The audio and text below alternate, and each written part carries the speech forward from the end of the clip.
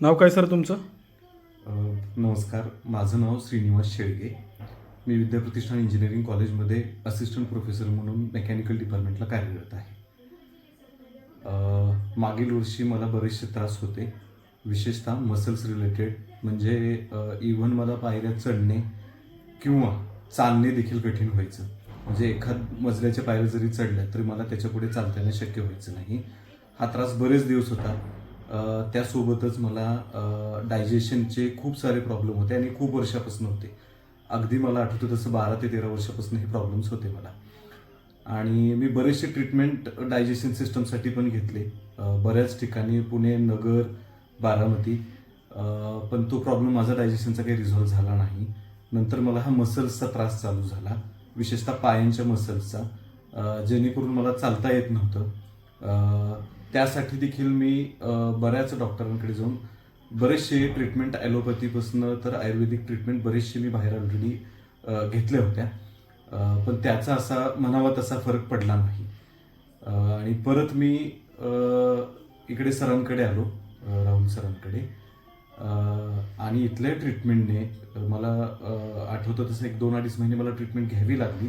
पण त्या ट्रीटमेंटने माझे डायजेशन सिस्टमचे म्हणजे पूर्णच प्रॉब्लेम हे बरे झाले. आणि मसल्सचे जे काही इश्यू होते ते 2 ते 2.5 महिन्यामध्ये पूर्णपणे बरे झाले. मी अगदी आता नॉर्मल चालणे, पळणे, हा सगळे जे काही माझे डेली रुटीन्स आहेत मी ते सहजपणे करतो.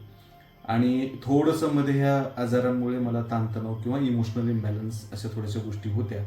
पण सरांच्या ट्रीटमेंटमध्ये, विशेषतः कॅटगट वगैरे असे जे ट्रीटमेंट्स आहेत त्या ट्रीटमेंट्सने माझं इमोशनल बॅलन्स किंवा मानसिक ज्या काही थोड्याशा स्ट्रेसमधल्या गोष्टी होत्या त्या पण सगळ्या गोष्टी इथे रिकव्हर झाल्या. ट्रीटमेंट बंद करून माझ्यामध्ये वर्ष झाला.